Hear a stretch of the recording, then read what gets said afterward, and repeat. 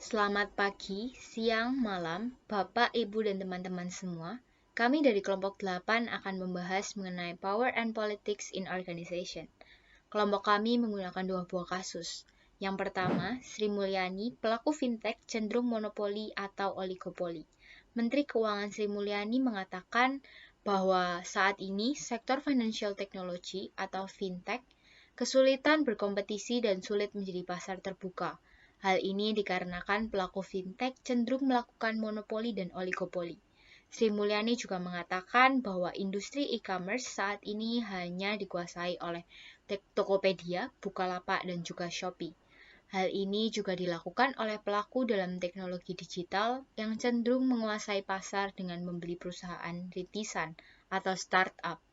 Pelaku fintech yang menguasai pasar juga cenderung melakukan akuisisi untuk mengurangi kompetitornya, seperti contohnya Google. Hingga saat ini belum ada perusahaan yang mampu menyainginya. Kasus selanjutnya, kasus Shopee dan masalah usang efisiensi. Saat ini Shopee menduduki peringkat paling atas e-commerce. Sayangnya, pihak Shopee membuat keputusan terkait biaya jasa kirim, yang menyebabkan kurir Shopee mogok karena tarif upah per pengiriman turun dari 2.000 menjadi 1.500. Hal ini dilakukan guna efisiensi operasional dengan menggunakan supply chain untuk mengakuisisi pengguna baru dan mempertahankan pengguna lama. Pihak Shopee menilai apabila dilakukan pemangkasan pada supply chain, maka jarak antar produsen dan konsumen akan semakin pendek. Konsekuensinya adalah penyusutan karyawan. Tetapi hal itu disiasati dengan pola rekrutmen yang baru, dari karyawan menjadi mitra.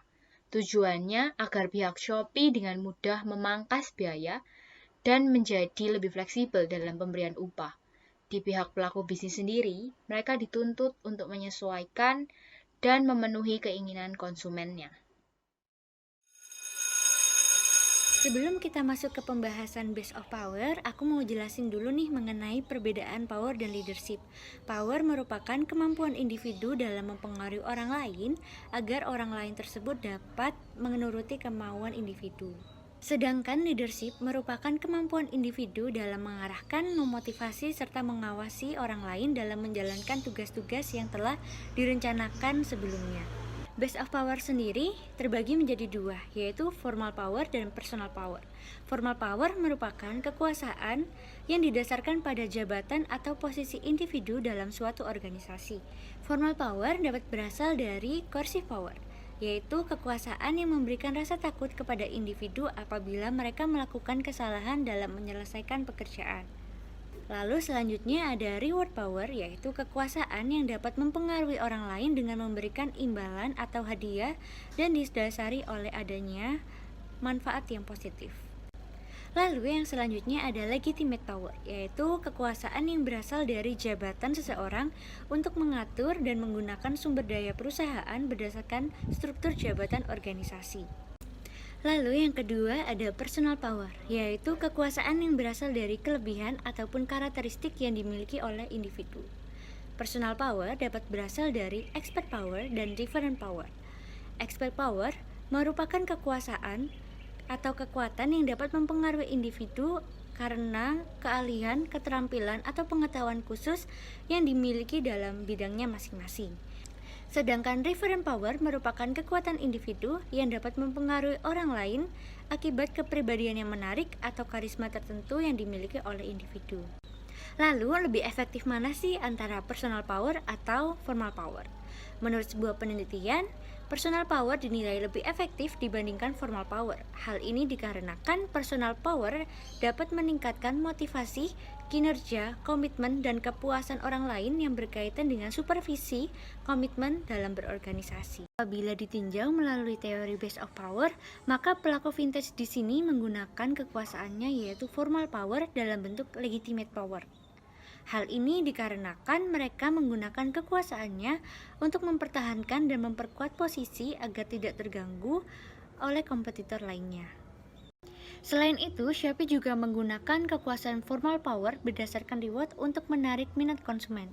Hal ini terbukti saat Shopee menawarkan reward berupa voucher gratis ongkir, voucher cashback, dan juga konsumen dapat memberikan penilaian untuk barang yang telah mereka beli. Dan nantinya dari penilaian tersebut, mereka akan mendapatkan koin sebagai reward. Lalu selanjutnya dependence. Ada 3 bagian.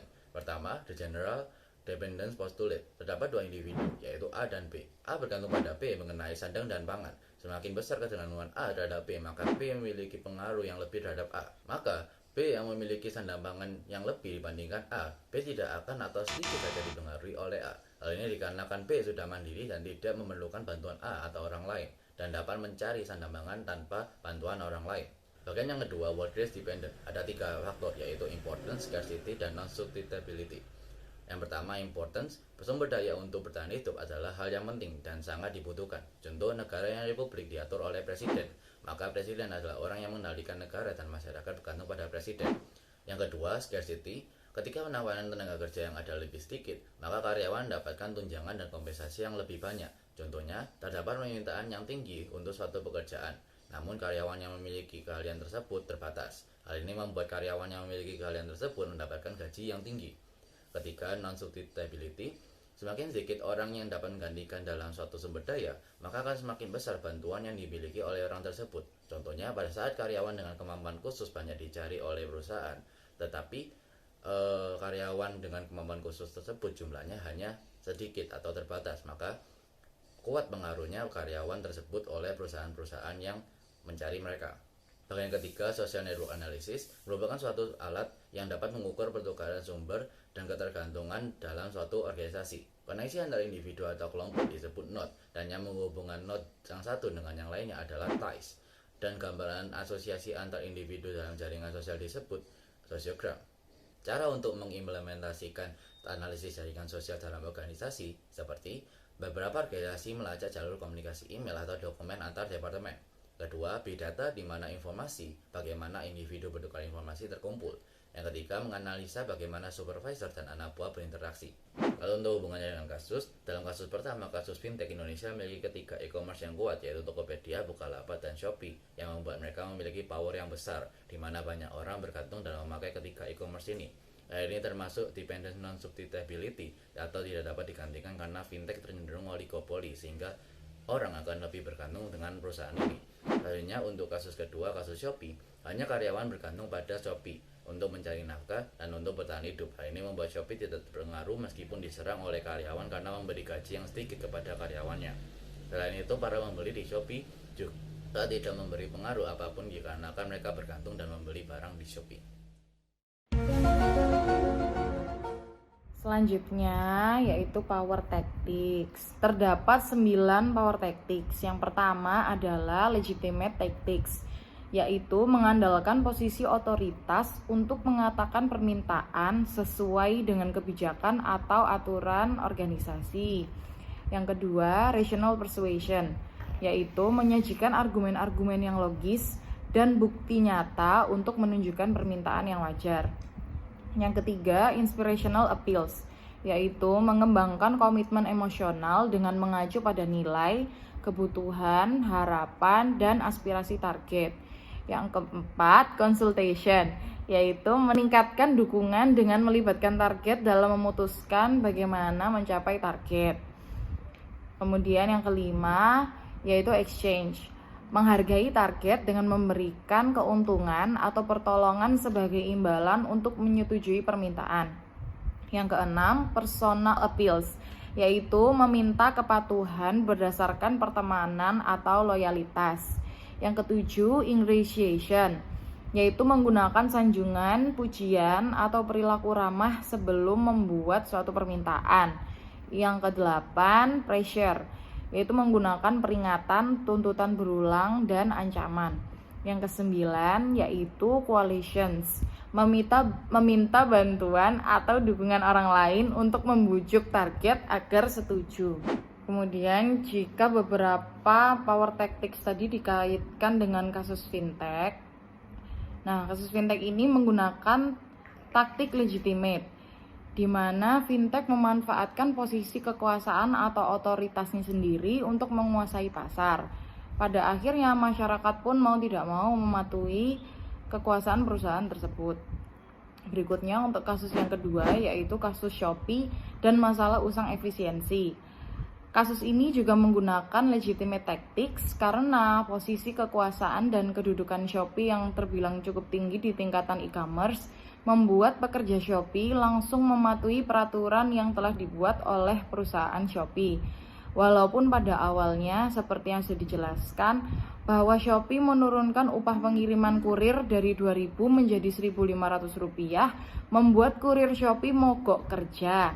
Tapi pada akhirnya mereka mau tidak mau mengikuti peraturan tersebut.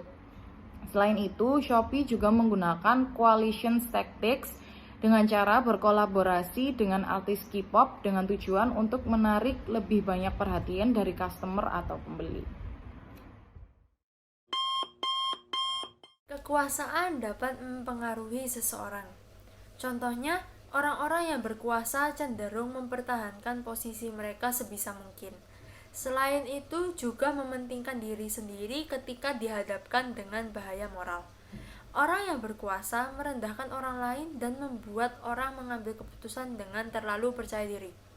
Di lain sisi, kekuasaan bekerja pada setiap orang dengan cara yang berbeda-beda.